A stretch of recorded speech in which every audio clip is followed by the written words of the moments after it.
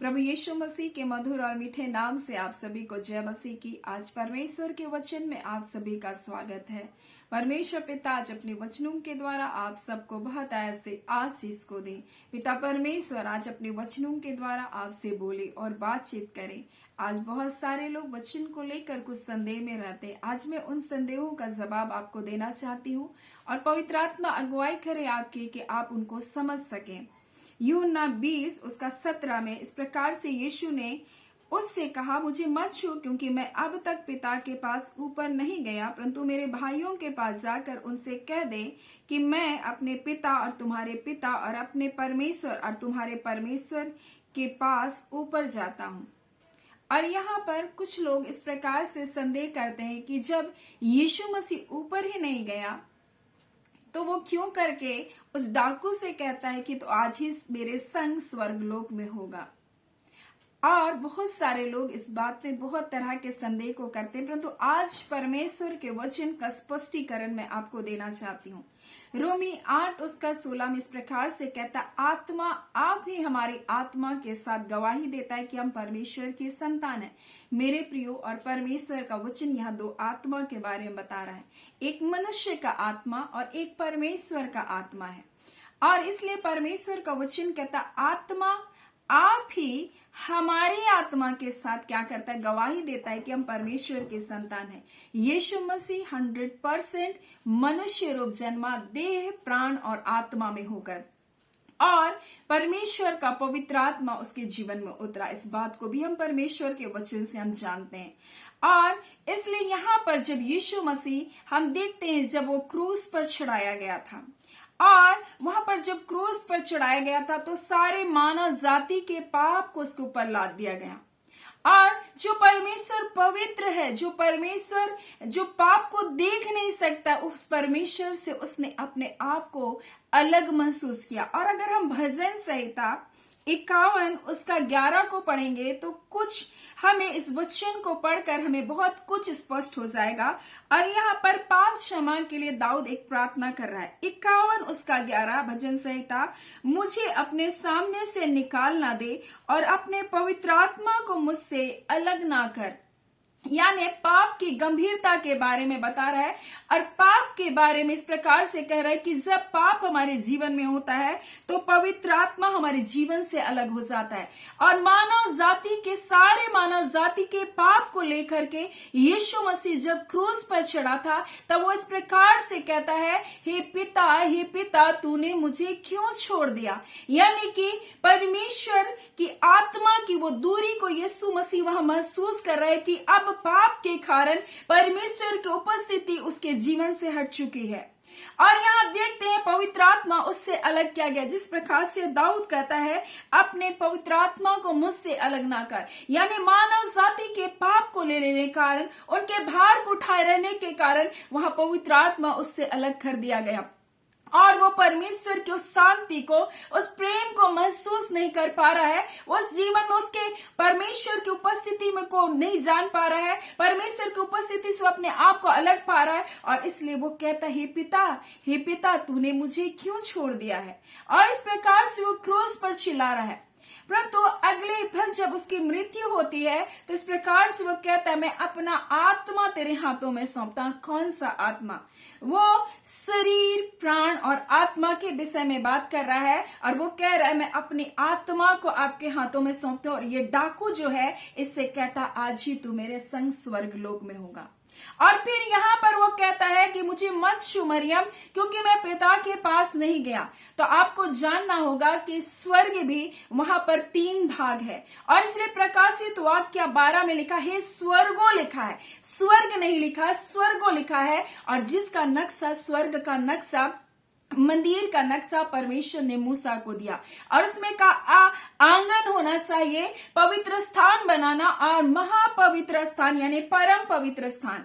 और आंगन तो अन्य जातियों के लिए है, परंतु पवित्र स्थान याजकों के लिए, हारून उसके बच्चों के लिए है। और उसके बाद महापवित्र स्थान, जहां पर सिर्फ हम देखते हैं कि वह साल में एक बार प्रवेश किया जाता था, जहां पर वाचा का संदूक। वैसे ही स्वर्ग का भी नक्शा है।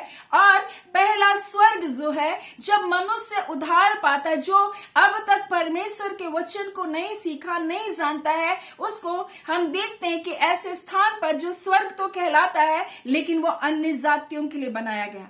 परंतु परमेश्वर इसीलिए तो हमारे जीवन के लिए चाहता है और हमें अपना बोलता है, तुम चुना हुआ बोलते राजघराने के लोग हो, तुम राजवंश के लोग हो, तुम याजकों का समाज हो। क्यों कर कहता है, सेवा टहल करने वालों के लिए पवित्र स्थान बनाया गया। और महापवित्र स्थान में परमेश्वर के दाहिनी ओर यीशु मसीह विराजमान होता है। और यहाँ पर वो पिता के पास नहीं गया, परंतु उसने कहा आज ही तू मेरे संग स्वर्ग लोक में होगा, यानी वो आत्मा को लेकर के वो क्या किया, स्वर्ग में प्रवेश किया। और जब लोगों के अंदर ये संदेह आता है तो फिर यहाँ पर क्यों कर कहा कि वो जा करके अधोलोक में प्रचार करता है, वो अधोलोक में उतरा गया। हम प्रेरितों के काम को जब हम पढ़ते हैं तो इस प्रकार से परमेश्वर का वचन हमसे कहता है।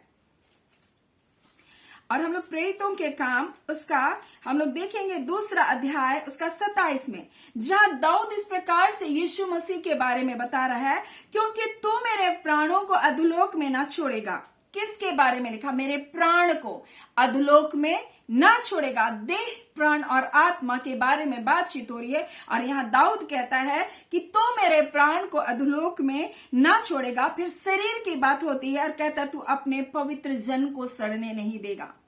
और यहाँ पर 31 में लिखा, और उसने होने वाली बात को पहले से देखकर मसीह के जी उठने के विषय में भविष्यवाणी की कि ना तो वह उसका प्राण अधोलोक में छोड़ा, ना उसकी देह सड़ने पाई। यानी देह और प्राण की यहाँ बातें हो रही है। और जब हम लोग इस बात को देखते हैं कि यीशु मसीह कैसे प्रचार किया वहां जाकर के, तो परमेश्वर का वचन इस प्रकार से में स्पष्टीकरण करता है जो हमको मिलता है कि बोलते है कि शरीर बोलते है कि पुनरुत्थान का देह अलग है और शारीरिक देह अलग है करके परमेश्वर का वचन हमसे इस प्रकार से कहता है, जो हमको मिलता है 1 कुरिन्थी में और उसका 44 में। स्वाभाविक देह बोई जाती है और आत्मिक देह जी उठती है। जबकि स्वाभाविक देह है तो आत्मिक देह भी है। और एक ऐसा लिखा भी है कि प्रथम मनुष्य अर्थात आदम जीवता प्राणी बना और अंतिम आदम जीवनदायी आत्मा बना। और इसलिए जब हम लोग पहला पत्रस में पढ़ते हैं तो लिखा है, इसलिए मसीह ने भी जो अधर्मियों के लिए धर्मी ने पापों के कारण एक बार दुख उठाया ताकि हमें परमेश्वर के पास पहुंचाए। वह शरीर के भाव से तो घात किया गया, परंतु आत्मा के भाव से वो झिलाया गया। और रोमी में 8 उसका 11 में इसी बात को लिखा गया। और उसी में यानी उसी आत्मा में होकर के, उस पवित्र आत्मा में होकर जिसने यीशु को मुर्दों में से जिलाया, जिसके बारे में हम रोमी में पढ़ सकते हैं 8 उसका 11 में। और उसी का आत्मा, जो आत्मा अलग कर दिया गया था, जिसके बारे में यीशु कह रहा, हे पिता तूने मुझे क्यों छोड़ दिया है। और यहाँ पर और उसी का आत्मा जिसने यीशु को मरे हुए में से जिलाया तुम में बसा हुआ है, जिसने मसीह को मरे हुए में से जिलाया, वह तुम्हारी नासवर देह को अपनी आत्मा के द्वारा जो तुम में बसा है क्या करेगा, जिलाएगा बुरा। यहाँ पर हमारी आत्मा के साथ पवित्र आत्मा संगति करता है। उसी का आत्मा यहाँ लिखा है, और वह तुम्हारी नासवर देह को भी अपनी आत्मा के द्वारा जो तुम में बसा हुआ है क्या करेगा, जिलाएगा। और अगर हम पहला पत्रस उसका 3 उसका 19 में लिखेंगे तो उसी में उसने यानी उसी पवित्र आत्मा में होकर उसने कैदी आत्माओं को क्या किया, प्रचार किया, जिसने बीते समय में आज्ञा ना मानी थी, यानी नूह के समय में आज्ञा ना मानी थी। उस समय जिन आत्माओं ने अनाज्ञाकारिता के कारण जो अधोलोक में बंद थे, यानी यहाँ पर यीशु मसीह जो मर गया था, अब तक वो पिता के पास नहीं गया। उसका वो पुनरुत्थित शरीर जो आत्मिक शरीर है वो परमेश्वर के पास नहीं गया था, क्योंकि परमेश्वर की आत्मा के द्वारा बोलता है उसे मुर्दों में से उसने जिला उठाया। और जिस आत्मा को उसने सौंपा था वो आत्मा देह, प्राण और आत्मा के विषय में परमेश्वर का वचन कहता है। और इसका स्पष्टीकरण हम भजन संहिता 31 और हम लोग देखेंगे कि 31 उसका 5 में लिखा है, दाऊद बोलता है, हे मैं अपना आत्मा को तेरे हाथों में सौंप देता हूँ। हे यहोवा, हे सत्यवादी ईश्वर, तूने मुझे मोल लेकर मुक्त किया। भजन संहिता 51 उसका 11 में इस प्रकार से लिखा, मुझे अपने सामने से निकाल ना दे, अपने पवित्र आत्मा को मुझसे अलग ना कर। और इसी बात को क्रूस पर यीशु मसीह कह रहा है, हे पिता तूने मुझे क्यों छोड़ दिया। परमेश्वर का पवित्र आत्मा उससे अलग हो गया जब वो सारे मानव जाति के पाप को अपने ऊपर लिया। और परमेश्वर का वचन इस प्रकार से कहता है, जब यीशु मसीह कहता है मैं अपना आत्मा तेरे हाथों में सौंपता हूं। भजन संहिता 31 उसका 5 में लिखा, मैं अपने आत्मा को तेरे हाथों में सौंप देता हूं। हे यहोवा, हे सत्यवादी ईश्वर, तूने मुझे मोल लेकर के मुक्त किया। और इसी बात को रोमियो 8 उसका 11 में लिखा, और यदि उसी का आत्मा जिसने यीशु को मरे हुओं में से जिलाया तुम्हें भी तुम में बसा हुआ है, जो लिखा है जिसने मसीह को मरे हुओं में से जिलाया वह तुम्हारे नासवर देह को भी अपनी आत्मा के द्वारा जो तुम्हें में बसा है क्या करेगा, जिलाएगा। और इसीलिए यहाँ पर मरियम से कह रहा है कि मुझे मत छू, क्योंकि मैं अब तक पिता के पास नहीं गया हूं। मुर्दों में से उसको जिलाया गया। पवित्र आत्मा परमेश्वर ने अपने आत्मा के द्वारा उसको क्या किया, जिलाया। और उसी आत्मा में होकर के उन कैदी आत्माओं को उसने प्रचार किया।